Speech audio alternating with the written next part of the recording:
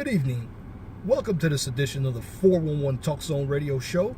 My name is Leon Jones. Today is Wednesday, October 5th, 2016. Tune in to the 411 Talk Zone Radio Show every Saturday from 12 noon to 2 p.m. That's on Blog Talk Radio. Last week's topic, we featured labor unions. Now, this week's topic, we're going to talk about wages because some states are going to the $15 an hour minimum wage, but that's going to be done incremental. If you want more information, you got to tune into the show. Call in numbers 215-383-5785. Let me repeat that one more time for you. Guest call-in number to the show is 215-383-5785. If you like my videos, please share and subscribe to the 401 Talk Zone Radio Show channel right here on YouTube so I can continue to give you quality information for educational purposes from a mature and professional perspective. Also on this channel, we do not engage in debate, controversial issues, or emotional issues. We want to keep everything positive here. I want to teach, educate, and at the end of the day, it should help you make better decisions in your endeavors in life. If you have a business or channel that you would like me to discuss, and even on a topic right here on YouTube or my Blog Talk Radio Show, please email me at lej6521@gmail.com. Please feel free to comment. I love comments. Make sure your comments are pithy. No bloviating, if you wish to opine. Now on to this evening's topic. It's getting near tax time, about 3 months away. So I want to talk about the pros and cons of itemized and standard deductions.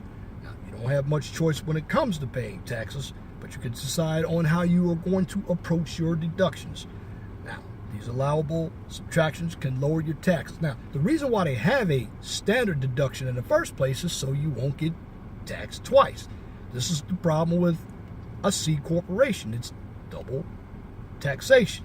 Now, what these deductions will do is reduce your standard deductions or your, let's call it your AGI. AGI is your adjusted gross income. Let me give you an example.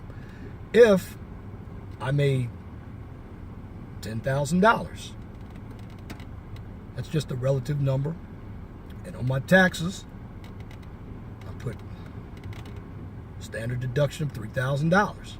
Well, that's going to lower your AGI to $7,000. Now, here's the trick. If your standard deduction is greater than your itemized deductions, then you must take the standard deduction. Now, I'll tell you what you have to do if you really want to get the maximum out of a refund check. Start doing donations. If you have a business, start writing off your expenses. In fact, if you are a sole proprietor, or even if you are working and you're just getting started on a business, then you can attach a Schedule C to your 1040A. That means your regular work income and your expenses from your business, and that'll lower your AGI. You can get the maximum amount of refund of your taxes. Now, that must be expenses. You have to show a loss for your business. Now, how do standard deductions and itemized deductions differ? Well, they differ based on how you prepare your taxes. The standard deductions change throughout the years. In other words, in 2013, it was $6,250. In 2014, it's $6,300. It's a fluctuating number. Sometimes it's higher and sometimes it's lower. And this also accounts for when you do your W-4 for payroll taxes. Now, itemizing deductions accounts for this. When added up, they help lower the taxable income that you pay. Both standard and itemized deductions have their benefits and drawback. Usually, what comes in with your standard deductions is you file head of household, you also file jointly or married, you file separately, because each and every number is different. In 2016, the head of household was $9,300. That's up from $9,250. Again, that's where we change. Your standard deduction for 2016 was $6,300. That was up from $6,250. Of course, married is $12,600. Now, how did I come up with that number? You multiply 6,300 times 2, you get 12,600. Now, what are the advantages of taking these standard deductions? You want to keep your taxes as simple as possible. Opting for the standard deduction is the way to go, as with all tax considerations. However, if you're unsure, you should seek the advice of a tax professional. Here are a few benefits of choosing the standard deduction. Number one, it's convenient and saves time. Standard deduction is essentially an automatic process. It's general, it's a preset deduction based on your taxable income. It doesn't require you to devote time or energy to claiming each and every deduction. It saves you trouble of providing documentation, filing a Schedule A form, or needing to understand the nuances of the tax law. Yes, the tax system is very complicated. This is why you have accountants. Again, seek an accountant or tax advisor if you don't have any understanding of what you're doing, because you can get audited. Also, might qualify for a bigger deduction. Some individuals might be eligible for an increase in their deductions. Now, that's based on your age, disability of filing status. If you're 65 and older and you're visually impaired, the standard deduction also goes up to $1,550 for single and head of household filers, or by $1,250 for married or widowed taxpayers, anyone who has suffered loss or casualty declared by the president in a disaster zone, and that was in 2015. They qualified for additional standard deductions, and that was in the year 2015 and, of course, 2016. Now, it makes exceptions that itemized deductions don't. You'll be allowed to take the standard tax deduction even if you don't have any expenses that qualify to make itemized deductions. Here's where you might get lost if you want the standard deduction. Standard deductions have filing limitations.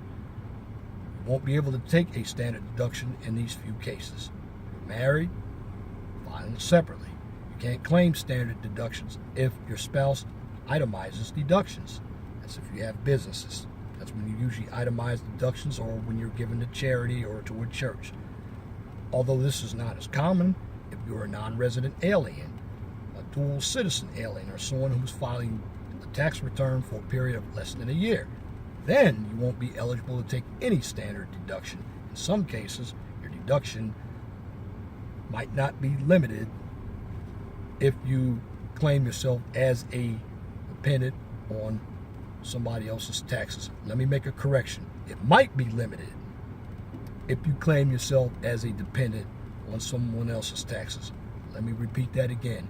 It might be limited if you've been claimed as a dependent on someone else's taxes. Example, you have a child who's going to college and they're 18 and older. Also, with the standard deduction, the standard deductible amount might be lower than the amount you could deduct if you itemize. If you're a homeowner, for example, the standard deduction might be less than the total amount of mortgage, interest, or real estate taxes you've paid and you could deduct. Similarly, a standard deduction might not cover all your expenses if you are a small business owner.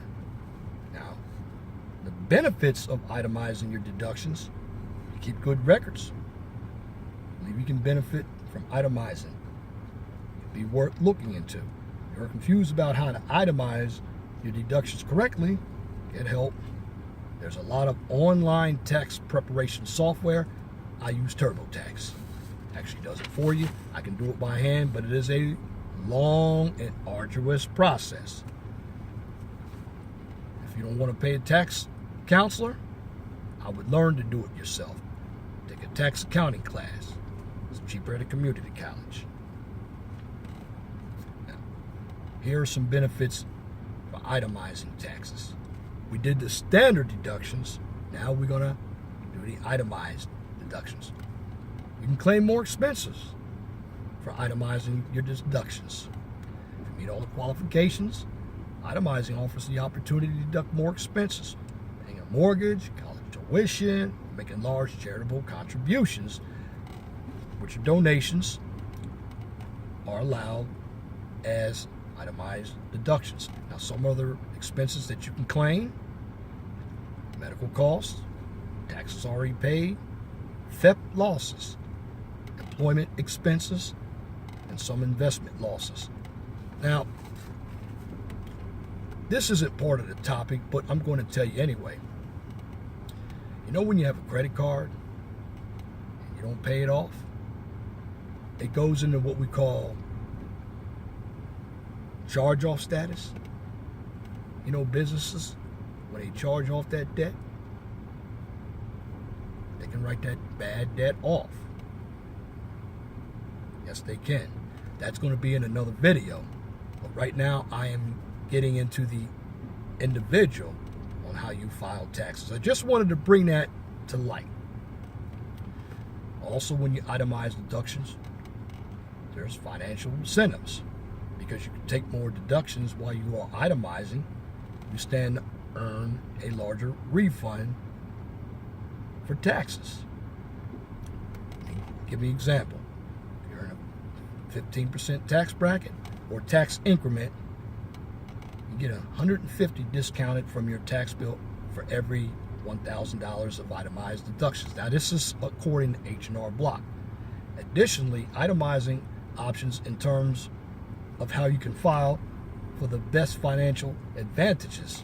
Now, for example, you can itemize certain expenses on your state tax return and earn more back if you claim the standard deduction on your federal tax return. And this is from H&R Block. Now, I don't utilize H&R Block. I usually do my own taxes. Now, going into the disadvantages. Well, if you don't have financial records to back up all of your documentation or your deductions, and what I mean by records, financial records, receipts, what you bought. Again, you could be liable for an audit. So it takes a lot more paperwork to itemize. Unlike standard deductions, you must be good with the calculator. Now, of course, if you have online software like H&R Block or TurboTax, it'll itemize deductions for you. It'll tell you where your errors are, but you have to find out where the errors are so you can correct them. Utilize the 1040A. It takes a lot of savvy to do it, but it can be done. I'll show you how to fill out the 1040A with itemized deductions by hand. And I will put this itemized deduction right up so you can see how I calculated everything. Also, with itemized deductions, might be less you'd hope for if your adjusted gross income on Form 1040 is relatively higher. According to H&R Block, 2015 tax returns, some limits apply if your adjusted gross income was over $309,900, and that's for married couples filing, and they usually file jointly, or qualifying widow or widowers. $284,000 for heads of households and $260,000 for single taxpayers, and down to $154,000 for married couples. Now, what does all this mean? What it means is you can get a break on your income taxes. Now, this is very good if you have a business. For individuals who are working, you have to be a little bit more savvy when getting a larger tax refund. Now, here's some quick expenses that single filers can get. If you go to college, and I'm not talking about getting student loans or financial aid, pay for it right out of your pocket. You can write that off. If you donate, let's say if you're a member, like I'm a member of a Masonic organization and a fraternity, dues, that's an itemized deduction that you can claim. Union dues, that's an itemized deduction. If you buy any clothing for your job, that's an itemized deduction. Now, medical expenses, what wasn't told, and I will tell you right now, it's roughly $3,100 in medical expenses that you can apply as a tax deduction. If you go into a lawyer, I believe the number is also $3,000. Could be higher, but this is roughly what I know. So, if you don't understand the tax system, seek a tax advisor. And you can also go back to a video that I did on the incremental tax bracket, because I broke it down and calculated it for you, came out with a marginal tax rate. But all in all, if you understand the tax bracket, you can get a lot of loopholes. This is why in the debate last night, the individuals that said Donald Trump doesn't pay taxes. Well, what happened is, after a certain amount, you don't pay taxes because it's capped. Like I said, I will be bringing this up in later time, but I'm going to be doing this week some election coverage. So, the second debate between Donald Trump and Hillary Clinton takes place Sunday, October 9th. I'm going to give you my overview, and then after the debate, I'm going to give you my analysis. And that's this commentary for this edition of the 401 Talk Zone Radio Show. Till next time, my name is Leon Jones. Remember to be gentle and respectful to each other. Have a wonderful and blessed evening. Good night.